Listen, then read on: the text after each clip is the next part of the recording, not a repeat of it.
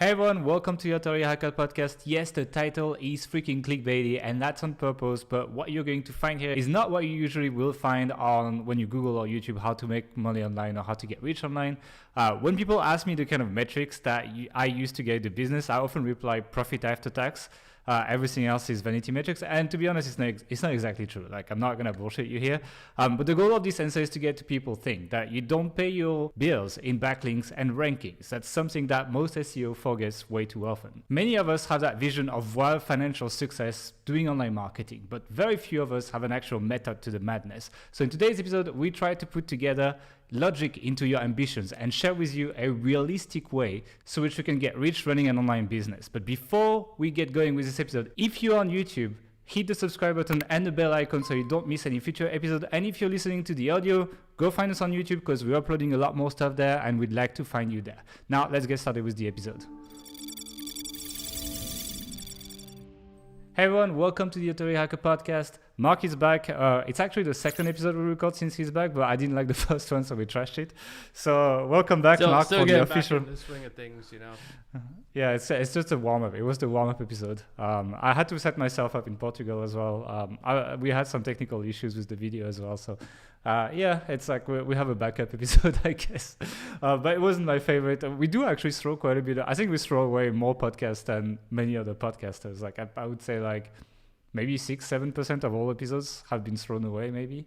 And never released because we want this podcast to always be quite actionable, etc. And when it doesn't get that way, then we tend to just not release it, to be honest. Sometimes we just go off on a tangent and rant about something for half an hour, and then so that's kind of what happened yesterday. Yeah, but let's actually like walk the talk and actually like go to the actionable stuff, right? So people click here, they want to get rich. Promising people to get rich is a hard promise to make, and I can't promise that if you listen or watch this episode, you will get rich, but we can try to break down what it takes to actually get rich from what we're doing. And essentially what you need to do is you need to make more money than you need for what you need to spend right now for like paying for everything you need, paying for all your bills, and then you can use that money to either upgrade your life or use that money to try to get even richer. And that's essentially what we're going to talk about. And in this podcast, we're going to have two main parts. The first part is going to be how to actually make that money, like the different models that you can use with authority sites to make that money. And then the second part is going to be what to do with the money to actually get rich from it, because it doesn't just take to like make initial income, it actually does take money management as well to really get rich. And we are going to be slowly going into personal finance as well. I'm quite curious to see how you guys are going to react to that, because I feel a lot of people... It's super interesting, by the way, because virtually none of the entrepreneurs who I've talked to in the last year do any of this stuff. There's this common understanding that, oh, we're running a business that's making a lot of money. That's how we get rich, just off of that. Like all the other rules, all the other best practices that normal people have to do to save and stuff don't apply to us. Well, that's very, very wrong. So hopefully we can correct some of those misunderstandings today. Yeah, okay, so let's get started with the first part, which is making the money, right? And what we want to talk about is essentially the main ways through which people acquire fairly large amounts of capital that are required to essentially do the stuff that we're going to talk about in part two. So some people that are listening, I know are already there. Like I know there's a lot of people doing really well listening to this podcast. And some people are still working towards it. If you're still working towards it, by the way, we have a free webinar on starting authority sites, which is, we're going to talk about that. You can just go on authorityhacker.com and it's going to be there. If you haven't gone through it, it's a pretty good training. But let's get going. How do you make the money? What's the first model? So I just want to kind of be clear about what we're selling when we sell a course. We're selling like a business model, a tactic, a strategy for how to start an authority site, say. What a lot of people, I think, promise or kind of are really trying to sell is, hey, you're gonna be rich if you just do this thing. That's not necessarily the case, because I know a lot of people who have built really successful authority sites, built really successful online business or offline businesses, and they're still kind of dirt poor because they spend all their money or they do lots of kind of stupid stuff. And I think that a lot of the mentality that entrepreneurs have around this is born out of the success that we hear about on the news for, the guys who sold YouTube to Google for however many billion it was, or Tom from MySpace who got I don't know 120 million and travels the world. These big like high profile exits, which are very very very rare. Yes. It's almost seen as this is the typical path of an entrepreneur. You work very hard, maybe get a bit lucky, you grow your business. It doesn't really matter what you do until then, but at that point, when Google comes in and buys your company, you're suddenly a billionaire, and that's how you get rich. And that is how a handful of people have gotten rich, but that's not how most people get rich from entrepreneurship. By the way, so in France, when we do dissertation, the first thing you have to do is define the terms, right? So what is rich?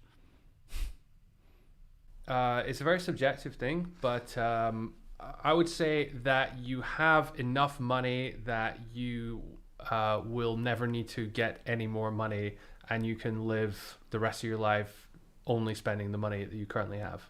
So you don't need to earn anything more, and you have a nice life that you don't feel bad about.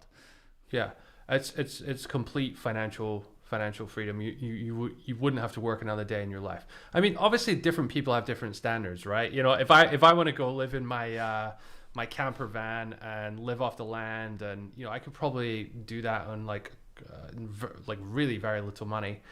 But if I don't know, I have a taste for the finer things in life, and I don't know. The high thread count bed sheets or something. Exactly, the high thread count bed sheets, and I don't know, gambling in Vegas or whatever rich people do. I don't know. Your threshold is very different, but the point is that the threshold of how you define it is subjective, and it doesn't matter where it is, because. And it also doesn't matter how much money you're making, because the tools and the ideas that we're hopefully going to teach in this episode talk about, they apply whatever your level. So if you're making $1 million net profit after tax per month, you should still be behaving okay, that you have more leeway, but you should still be investing and saving the same way, because as someone who's making $1,000 profit per month, because the principles are the same, right? You have money, you want to grow money, you want to grow your money, you want to make more money. At least most people do. So there's a lot to learn here. So we talked about this idea of like having the big exit and retiring off of this. It is possible, right? And there are people listening to this show right now, I'm guessing, who at some point in one day in the future, this will happen to them. For most people, though, this is not the most realistic or the most likely of options. You're not going to have that $1 billion exit, or I don't know, $10 million exit. It doesn't happen that frequently, and there are many reasons for that. It just gets very difficult to grow a company. At that point, it requires lots of different skill sets, for the not really entrepreneurial skills, but like bigger corporate management skills, and there's also amount of luck in it, and things can change, and there's more competition and all sorts of stuff. So that's one kind of approach. Another, I guess, common approach in online marketing, and this has really become quite popular in recent years as the kind of buying and selling of websites has really exploded, and Empire Flippers and FE and all these brokers have just like absolutely grown I don't know if it's necessarily them that grew the industry, but they have been kind of at the forefront of this big wave of investment and growth, and people wanting to buy websites and get into the space. So you as a website owner have a real opportunity, and loads of people in our community have done this. They've sold websites for high 5 figures, low 6 figures, even lowish 7 figures, and that is a very, those amounts of money are like very very sizable, and at least for most people life changing. You buy a house with that in many places. We had multiple 7-figure testimonials in Shanghai, actually. Like it's and depending on what your kind of threshold is for like financial independence and being rich, if you make a few $1 million, then that's you there quite comfortably, at least for a lot of people. If you manage your money properly, like if you do the right thing with your money. If you don't, it can go away quite quickly as well, right? Exactly. But the kind of, to get back to my point, so a lot of people, a lot of entrepreneurs, a lot of marketers, they're very good at starting a website, getting it off the ground, starting to make, four figures, low five figures per month. Like that's easy for them. They can keep doing that all day long. And they do, because they can sell the site, lock in I don't know, mid six figure gain, and then start another site, and then just repeat this process. Sometimes doing it multiple times concurrently, and every time they make a sale, locking in those gains, like getting that windfall. That is how they're really acquiring lots and lots of money, like through, like, personally throughout their life, and building their own kind of net worth. So it's also the kind of idea of like reaching the plateau, which you sometimes face when you're starting a site, and it gets progressively harder and harder to grow it. So competing with the top 10 sites in an industry becomes like, sometimes requires like 4 or 5 times more resources than actually getting to make some money in that industry, Yeah. So that, like, taking that approach and then locking in your gains as you sell a site, as you flip a site, and starting another one. That's another approach.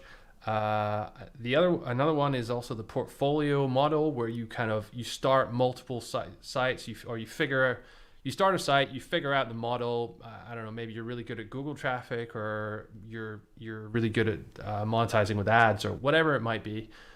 You figure out that model, you do a really good job of it, and then you kind of repeat that. So let's say, I don't know, I have a paintball site, so I'll now start an airsoft site, and then maybe I'll move into, I don't know, like a kayaking site, or a mountain biking site, or different kind of sports, like something which is vaguely like related bit niche, that you can kind of like copy paste your existing business into there, and use the skills that you've acquired in terms of finding writers, or building links, or building sites, researching sites, and like repeat that process again and again, and live off of, as a portfolio company, live off of the profit, the income from that. So you're looking to get to a point where you're fairly stable, or continuing to grow a little bit. There's always ups and downs, and each month, like, bring in a good amount of net profit, and kind of lock in some gains that way. Another no. Oh, there's one more. Sorry. Yeah, another option is kind of like do one thing really well and slowly bank the profit. So the very first model we talked about was this idea of like having this big exit. In order to do that, you need to be hyper focused and just do one business, one site, just do it really, really well, and maybe you can kind of get to that level if like a million things go in your favor. If they don't, you can still be really successful, and ended up making good amounts of money, good amount of profit, but you're not like necessarily selling that business for hundreds of millions of dollars or whatever. You're just every month making a really good amount of net profit. It's a really stable business. You're really kind of entrenched in your position. It's hard for others to break into the market, because you figured everything out so well. And then you get to this point where, you just like continuously making a good amount of money every month. And then if you use that money correctly, invest it correctly, it will start growing even faster by itself. And then your wealth, your net worth just sort of like snowballs that way. Yeah. The thing is, like, how do you know how much you reinvest in your business and how much you take away? Because essentially, all these businesses, I mean, when you get a big exit, I guess you make the decision at that point. But like, let's say you do the monthly profit, how do you split it up basically, and how do you make that decision? Because I'm sure it's going to be variable. Yeah, so it depends, right? In the early days, when you're first starting out, I would be tempted to reinvest everything you make into growth, but there's a limited amount of money you can spend that will have tangible results. So if you're spending, I don't know, $5,000 a month on content, great.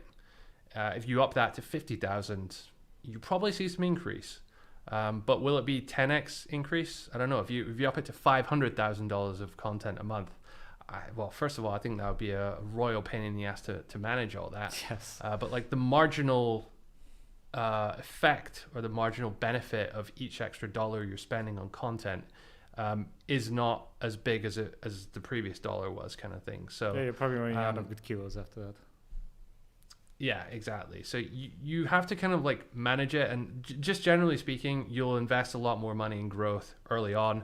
As your site matures, as your site starts to stabilize, and kind of you reach your natural position in Google or in life, then you're likely to maybe stop spending so much money on stuff that's not moving the needle. And we've been really guilty of that in the past. Like just keep pumping money into links or content for a site, and it stops moving after a while. It stops growing significantly after a while. In which case, that is the time to let's reduce our costs. Let's sort of keep the lights on, or keep it growing.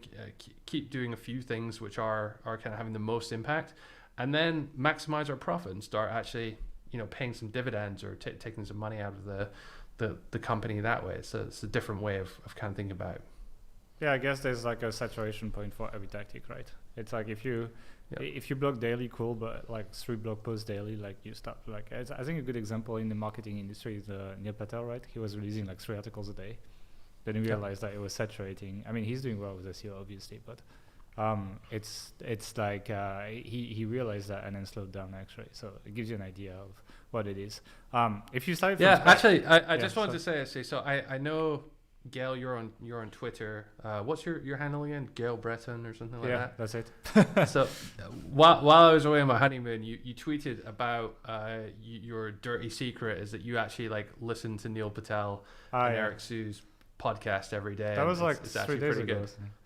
Yeah, I think it's an interesting point. So we and a lot of other marketers talk about Neil Patel, and sometimes it's kind of negative context. But actually, like, there's a lot of things that he does right. He just has this kind of like target on his head because he's one of the biggest guy, and people love to hate him and like favor the underdog instead. But like a lot of the stuff that they talk about there, and a lot of stuff on his blog is actually pretty good. Yeah, I agree. I think it's pretty good. Like that's how I was like, stop hating, And it's like I'm the world's #1 hater usually, so so that is true. Yeah, that means a lot, If you start from scratch, which one would you go for? Like, which model would you go for? I know it's kind of like outside of the topic of the podcast, but I also know people want to know. Do one thing really well and slowly bank the profit. I think that is the way to go. I think when people start, most people have this idea of having a big exit and retiring off of that.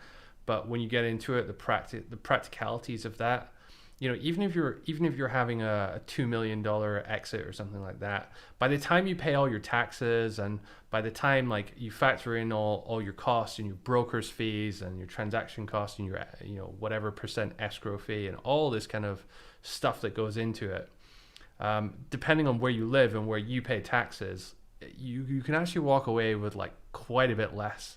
And especially like you and I, we're business partners, so that we're like splitting that, then whatever we make 50% less. So by the time you get down to it, a lot, what can seem like just all the money you'd ever need in your life, when you break it down, it ends up kind of not being quite enough. And entrepreneurs are always kind of like passionate to like go on and do the next thing and like start something else. So that's also something I guess you got to think about as well. So doing one thing well, basically, and kind of like taking a profit every month. Okay. What's the one with the highest potential? Potential for? Do you mean how much making the most money you can? Like like these. Okay, so there's I guess there's 2 really good questions here, which you didn't really ask, but I think you should have. So one is like which model has the highest likelihood of you being able to succeed? That's the next question. In that case, is it? Okay. Thank you very much. Great. So that is, I would say, like focusing on one stage, flipping and starting over. I think once you get into it, it's actually pretty easy to start new sites and to make a little bit of money and flip them on, and just to keep doing that over and over again, flipping it, selling it after you've kind of built it up. It's it's not going to work 100% of the time, but it's a pretty reliable way to consistently make some income. Yeah, and even if you fail one, you don't invest that much in one. Like it's like you can reboot. Exactly. It's not a big loss. But because you're selling it so early on in its life, you're never giving it the chance to have that like massive growth potential. So to answer your question about which one has the highest potential, it's either portfolio or doing one thing. I would say doing one thing really well, because you just get into such a solid position with your company. Like I'm not going to name them, but there's a course company that we're kind of like quite good friends with, and man, they have just like figured every single part of the sales process. They built their own shopping cart. The way they like onboard their customers, they track everything, they like optimize everything. All their ads are like they have software which automatically increases their spend and decreases at certain times. They've just really like done a good job of like figuring out every part of their business, and someone else coming in to compete with that may look at them and think, oh yeah, I can make a course like this, I'll just throw it on Thinkific and I'll make as much money as they do. Like no, you won't. It'll take you years to get even close to that, and you won't have the focus that they have put over on this for and the last 5 years. And they're not even 30 to... as well. They're really young actually. Exactly. just want to say, so they have time for this compound interest. Yeah. Okay, well, I guess we're done, since you already answered the highest chance of success. Yeah, I say it's like my vision is that if you want to really, really, really do well on the internet, there's kind of like two sides of things. There's the big media that essentially hammers large quantities of content and kind of wins by flooding the internet with content. So that would be like, an example would be like in the tech niche, maybe like CNET, Tech Radar, these kind of like big publications, Engadget as well, maybe. These kind of big publications. And on the other side, you have what I call craftsmen, which are probably closer to the people that would be listening to this podcast, because like the big media, they really like big media. Like they spend millions and millions per year on content, and it's just like it's mostly out of the reach of most people who listen to this podcast. So most people will go into craftsmen, and I'm thinking of like YouTubers and people that are like solo players, but still like, because they're able to create content that's so superior to what these brands do, they get a massive amount of reach. So MKBHD on YouTube, Jonathan Morrison, like maybe like iPhone Do as well. I think it's a really good guy for like if you want to see what entertaining reviews could look like. Check these guys on YouTube. You get the idea. These guys are like one-man bands, etc., but they're doing really well, and they're getting very often more reach, like reviewing like the latest iPhone or like the really, really big items people are waiting for, than these big media companies, because they're able to create something that most people cannot do. And I think that's this doing really well thing, and slowly bank on the profit thing, which I think on YouTube you can find these people. I mean, like PewDiePie as well was like the biggest YouTuber forever. It was just like a one-man band. He was just very good at engaging people. So that gives you an idea of this. But anyway, I think we can slowly close this how to make money section, unless you want to add something. No, I think that's good. All right, so now let's talk about the fun part, which is what to do with the money. And before we talk about what to do, we're going to talk about what not to do. And it's like it's funny because like the first point I see on the list is beware of lifestyle creep, which is essentially upgrading things in your life, and like buying something like nicer stuff, taking a bigger rent, getting a nice car, these kind of things, which to be honest are really difficult to come off. Like let's say once you had a nice place, it's really hard to downgrade to the like less nice place, and it's gonna like hurt your ego, it's gonna make you feel like shit, etc. Whereas if you never upgraded in the first place, you'd be completely fine with it. So these are the lifestyle creep things, and it actually makes me think of when we started making a bit of money in Budapest, and then we used to go to this tech house all the time, and spend, it's like not that much money. It was like $60 for a meal in Budapest, but like this is the equivalent of like £200 in London, let's say, for a meal. And we used to go there all the time, and eventually I was like, you know what, this doesn't make me happier, and I just cut it all off completely. But yeah, basically like be careful of the lifestyle creep. Like it's easy to, especially when you have gradual increase in income, like like you end up making a couple of $100 more per month, etc.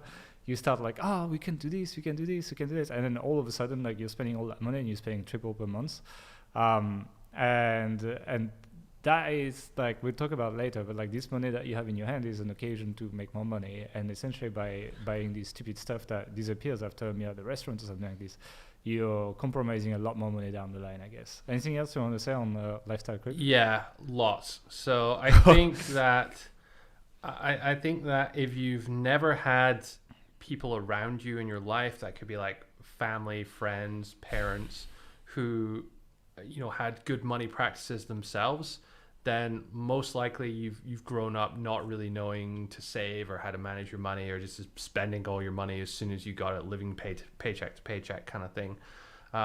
And it works for some people, but the majority of people, they would be better off being a bit more sensible about it. And it really comes down to you looking at what you're spending your money on. So that could be, you said in spending it on expensive steak dinners or something. Yeah. You could say, okay, well, going out for a nice meal every so often, that's a nice experience. That's adding a lot of kind of good experiences, good fun to your life. But if you start doing it, 3 times a week, how necessary is that? You probably lose the specialness of it, because that kind of becomes your norm. And then having a steak somewhere else suddenly becomes like just a terrible experience, because it's not Argentine Angus or whatever. It's not the end of the world spending $60 on something like that. Where it gets a bit more, I guess, dangerous is if you lock yourself into a kind of commitment on something. A good example of this would be a car loan or a car lease, which has like a fixed term of some kind. You're locked in for 3 years, and you end up paying $2,000 a month for the BMW, whatever it is these days that the kids are driving. I don't know. That is, especially because a car as well is like a depreciating asset. So if you're taking a loan like to buy it, you're straight into negative equity straight away. And there's always like terrible interest rates, terrible conditions. Car depreciates over time. It's generally just a bad idea.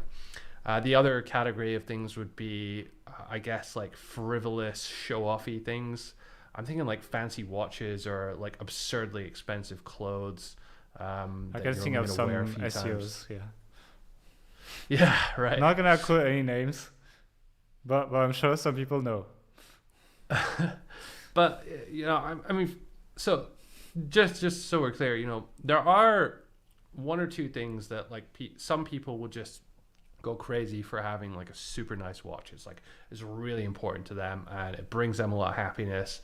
And maybe they bought some classic Rolex and it actually holds its value quite well because it's rare or something. I don't know.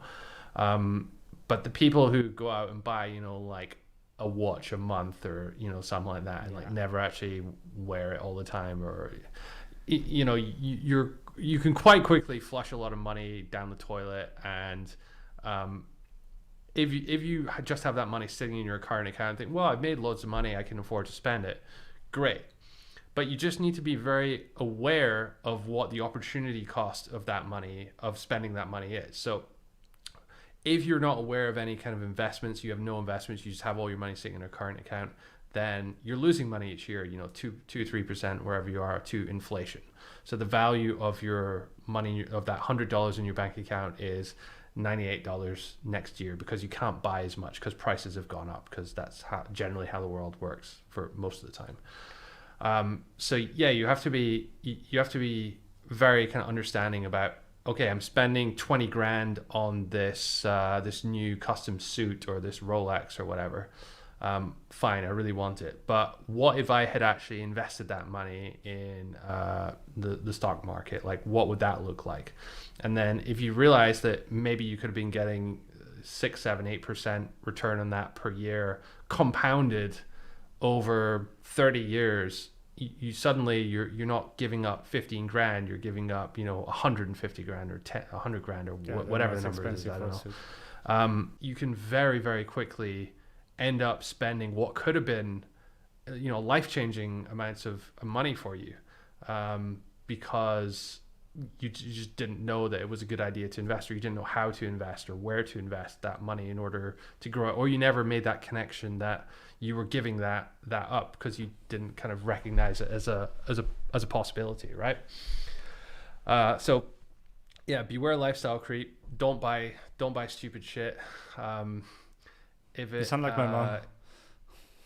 Yeah, I mean, look, there's a reason parents drive this kind of crap into their kids, because there's genuinely merit in this. But I think the way people communicate, certainly the way in school and even my parents to an extent communicated it to me, they didn't really sell it to me. What really sold this? Yeah, what really sold this to me was there's a community called FIRE, Financial Independence, Retire Early. And most of the people in there are, I would say, like, they have a standard kind of office job, or they work for the government or something, and they hate their jobs. They don't like what they're doing. And their primary goal is to get out of that and not have to work. And the way they do that is that they live a really, really frugal life. They're doing coupons for their shopping. They live with their mom and stuff. Never eating out. Yeah, like house hacking, all this stuff. And, there are merits to some of those things, but they're living really frugally. They're saving as much as possible. They're investing like 70% of their income or whatever it is. And then over, 10, 15 years, they save enough up so that they reach this financial independence point where they can take like 3 or 4% of their investment out each year. And then that is significant amount of money. They can live off of that each year. Mm-hmm. If they have $1 million in their savings, in their investment account, they have a $30,000 a year that they can $40,000 a year they can take out. And there's all sorts of plays on that. You can go live in Portugal or Bali or something where cost of living is much cheaper than San Francisco or any like major city, and you can kind of play into some arbitrage there. But that's the idea. That's what kind of like sold me on this thing. Not that I'm trying to like escape and retire or anything, but what I learned working from with me is that excruciating, It's terrible, yeah. What was so powerful about, I think, what that community has to share in the methodology is, it's really, when you break it down, it's just the simplest, least amount of effort, most efficient way for the average person who doesn't know a crap ton about finance and investing to think about their money, to use their money, to invest their money, to manage their money so as to set them up in the best possible long-term financial position to have freedom in their life. And that's something which the financial freedom, something which now I understand that it's a thing, is like I really, really value it. I mean, I'm definitely nowhere close to being there yet, but it's something that's very much at the back of my mind. It drives a lot of kind of what I do and how I think about upcoming expenses or things I could spend my money on. Like, I could do this, or I could actually save it and invest it and then get this amount of return. How much would that be worth in 25 years or something? And then it kind of changes your perspective on what you spend your money on. And just being a bit more, not necessarily frugal, but being a bit more aware of the implications of it, you start to prioritize different things in your life. Like, okay, well, actually, do I really need to spend all this money on a new car, or can I get basically the same thing that's 3 years old for half the price and is going to do, just the same good a job as this other one? And the price difference buys you 3 cars when you retire or something. Or 10 cars, it depends how long you retire. And I know we talk about retirement and all that. It's like someone who's like 22 years old listening to this, like, you old fogies, what the hell do you know? I'm going to be rich and sell my business to Google long before that. Before I'm 30. That's usually the goal until you turn 30. Yeah, I always kind of ask people who are a bit skeptical of it a few questions, and it goes something like this. So, do you plan to be alive when you are above the age of 60, 65? Most people would say yes. All right. So do you plan on spending any money at all when you are that age? Again, most people would say yes.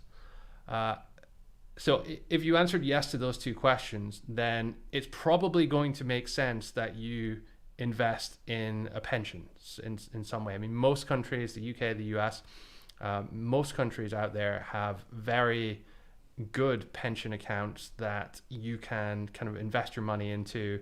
The growth will be tax-free. Some of the you can sometimes take out lump sums when you retire tax-free, or there's lots and lots of tax benefits. But they're essentially they're not some like fuddy-duddy pension account which some managers imagine. These are just like stocks and shares accounts that you can invest wherever you want in the market. Tax-free investment accounts, basically.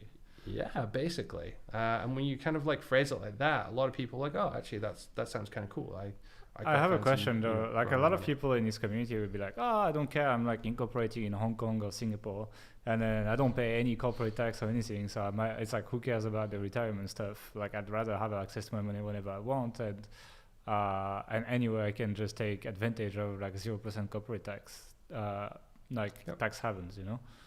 So that it doesn't change anything. So however much money you're making each month, wherever that is, it still makes sense that you invest that money in some way that it's going to grow. So if you have done all the offshore incorporation and you're paying zero tax or very, very low tax somewhere, you're still, if you're making money, that money's still going to be sitting in an account somewhere. And if it's just sitting in your current account or your holding company account or whatever, well, think about it. Maybe you don't need to, or you're not eligible to invest in a retirement account from that. Although I would say that you can also invest, your personal money in the account. It doesn't have to be from the company. And if you want to like hide it from the tax man or whatever, I'm not advocating. No, let's not go there. But I'm not advocating that in any sense. But my point is that at some point, this money which you make, the profit from your business, it's going to be sitting in an account somewhere. It could be your company account. It could be your, offshore account or wherever it is. It's sitting there and it's losing money each year because of inflation and probably some exorbitant bank fees and stuff as well.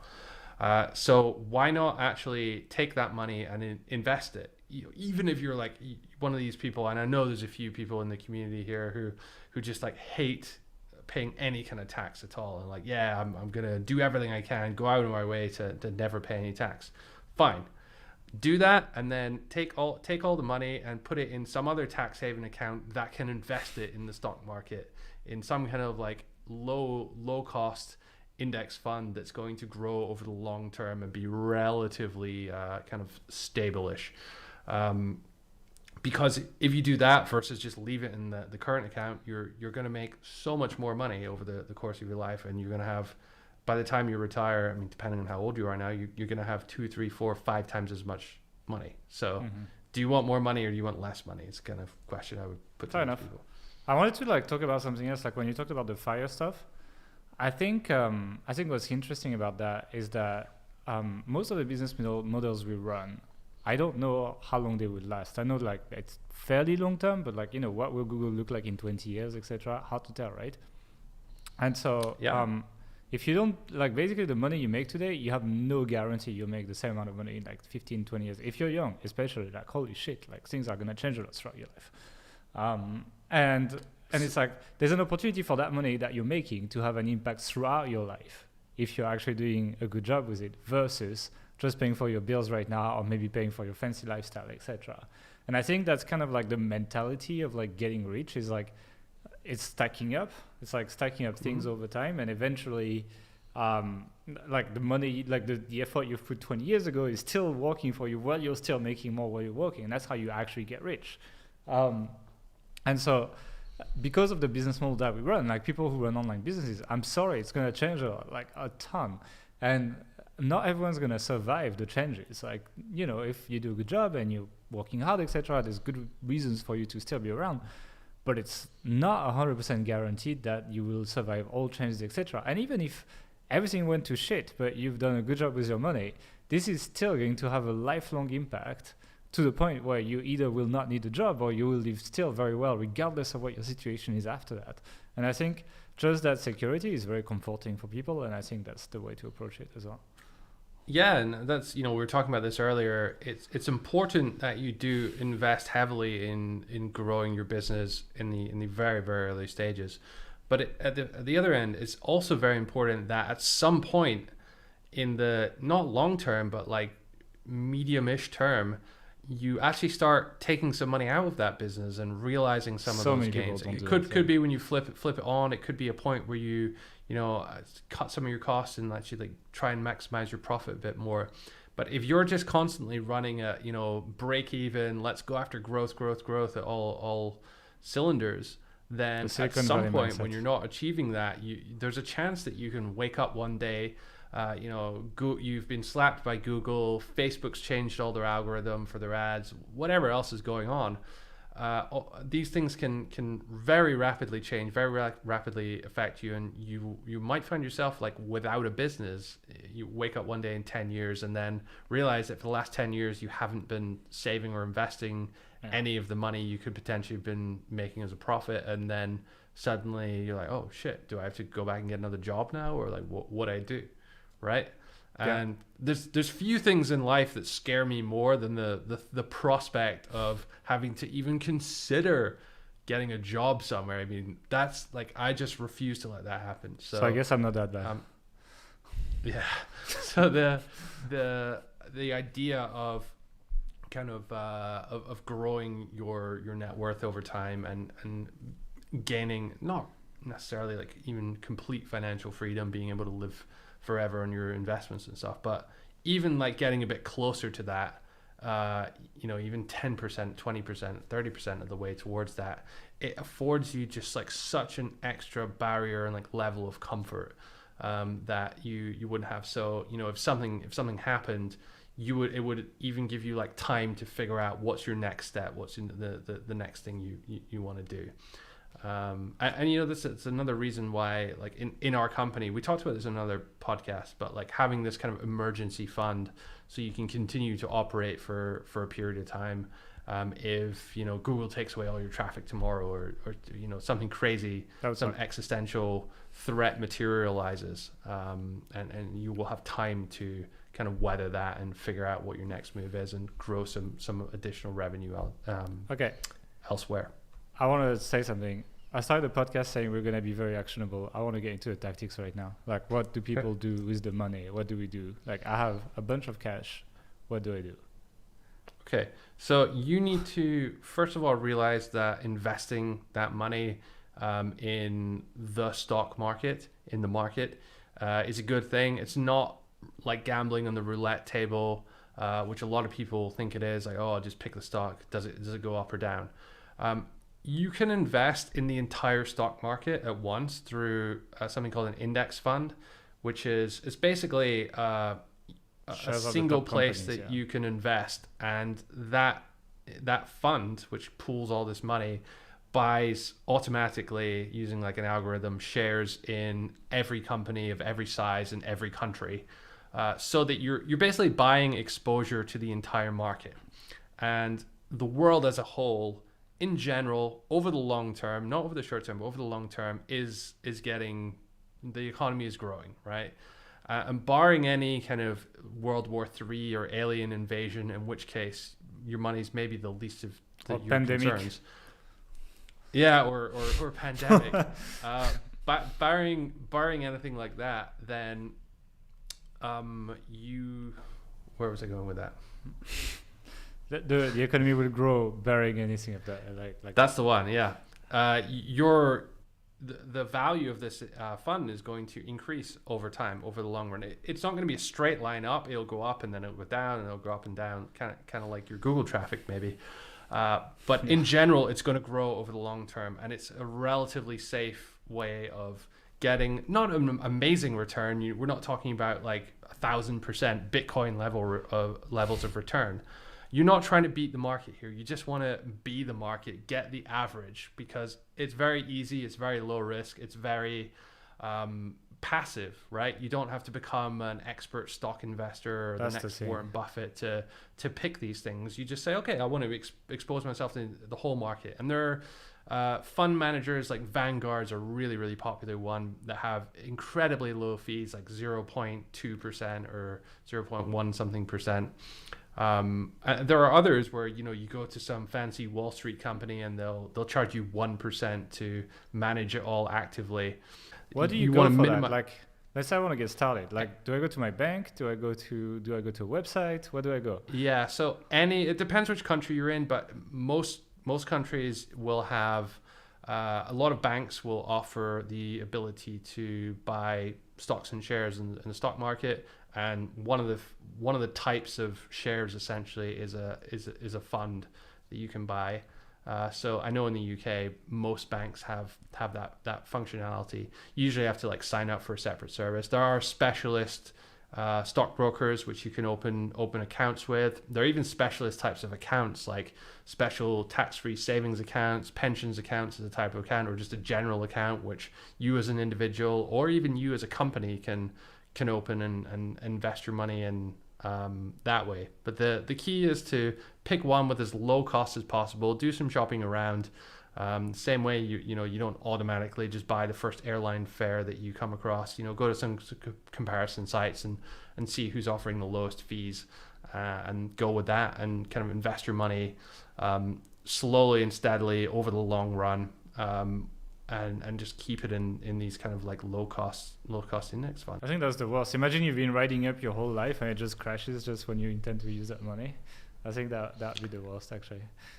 Yeah, and it's kind of outside the scope of this podcast, but when you get to the age where you actually start to need to rely on that and you're not contributing to it anymore, then you get into what's called like asset allocation, where you stop investing so much into like the riskier stock market through these funds, and maybe like invest more into funds which are buying government bonds, which are a lot more stable, though the upside is a lot less risky as well. So the fluctuation of your net worth will deteriorate, or will be less intense as you get to that age, if you kind of allocate more of your net worth into bonds as opposed to stocks. But again, for most people listening to this, just the idea of the money that you make from your business, or from your clients, or from your SaaS company, or whatever it is, take that and invest it regularly, and invest it kind of like smartly. Again, you don't have to be a rocket scientist. Do you put all your money in there? Do you like take all your savings and be like, boom, index funds? Most of it, yeah. Okay, what percentage would you say? There are a few things I like to dabble in as well. Like a few years ago, I was like, okay, let's pick up some crypto. Some of it did well, a lot of it didn't. So but it's fine. It's like, it's a bit of fun. There's a lot of potential upside, as long as you're not taking like 98% of your net worth and putting it in something incredibly risky like crypto. You'll generally be all right. Would you recommend people go for? Like, let's say they're just getting started. Like maximum 10% on like the fun stuff, and like 90% on other stuff. A lot of people are into precious metals like gold as kind of like a hedge against recession and stuff like that. But again, I don't like to be I'm not super smart. I'm not a financial expert. I'm not trying to beat the market. I'm just trying to get like a semi-decent return without me having to think about it, without me having to spend any time like checking the Wall Street Journal or any of these Financial Times, like what's going on. Like I don't care about any of that stuff. I just want to focus on my online businesses, and then when they generate a profit, I will allocate it, or I will put it into these kinds of investments. And I will track once a month. One thing I do is every month I will log into all my accounts. It can be like just money I have in my bank account.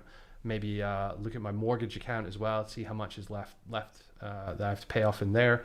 And I will just have a spreadsheet and look at that each month, and hopefully that will go up over time. It can go down as well, but if you track it for long enough, you will start to see that over the long run, the money that you have in these kind of investments especially will tend to go up, again, over the long run. Okay. Anything else that people should know? Yeah, I mean, go on Reddit and look at the financial independence subreddits there. Different countries have their own ones as well. But honestly, there's so much cool stuff you can learn, and even if you spend a couple hours looking at the basics, you can really come away with the knowledge which will completely transform your financial future. As entrepreneurs, we spend a lot of time figuring out how to get more traffic, how to increase our conversion rate so that we can make more money at the end of the day. But we spend no time figuring out what to do with that money. It seems a bit kind of dumb when you think about it like that, I was going to say, it's like, let's say like two people who are 25 are starting websites today and having exact same revenues per month, but one does it and one doesn't. One's going to retire multimillionaire and the other one's going to retire with like six figure or something, making making the same income. That's the difference that can happen here. So it's not hardcore online marketing, but this is something online marketers should know. And if you want to do well, which is what we want the people to listen to this podcast, and we kind of get an idea of the lifestyle you're living, etc. If you want to do well, then it's the kind of stuff that you probably should know, and it's good to like be able to dabble a little bit into that. And that's why we did this episode today. Any final do you have like a tip, like something people can do like right now so that they improve their situation? Figure out what the best tax-free investment accounts are in your country. In the UK, we have the ISA, individual savings account, and the SIP, self-invested pension plan. Each country has different things. It's like 401k and Roth IRA in the US. And again, each country has different ones. Go figure out what those are and open those accounts.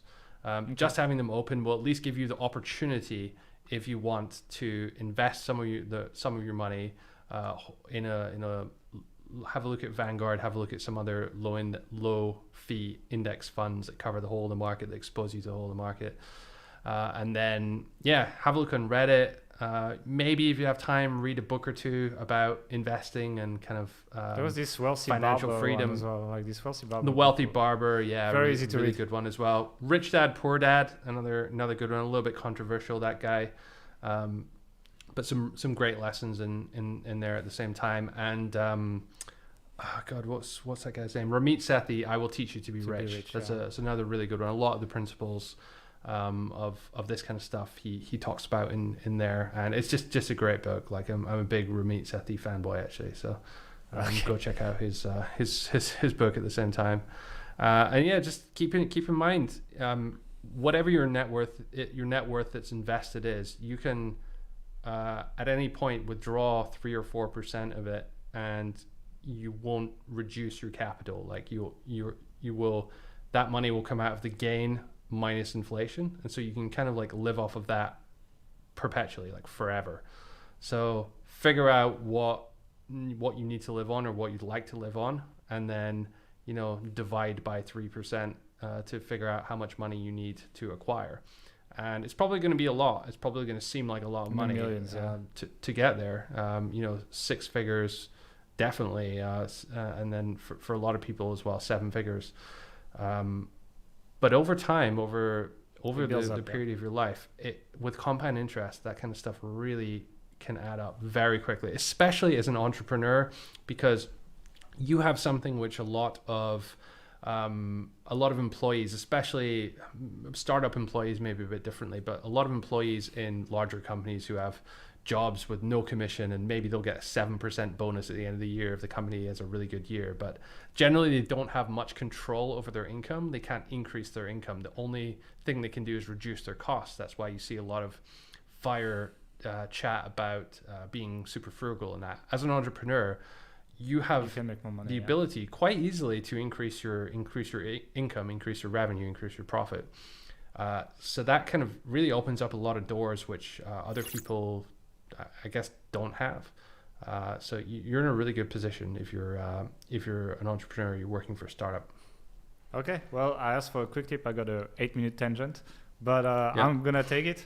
Thank you for listening. If you enjoyed this podcast, we actually have a training also on starting authority sites, which can help you increase your revenue, which in turn you can invest to grow your capital. So you can get this free training on authorityhacker.com. Just go on the homepage and the offer should be there. And if you are on YouTube, or not on YouTube actually, don't forget to hit the subscribe button. We are putting more content on YouTube this year, so we'd like you to be here.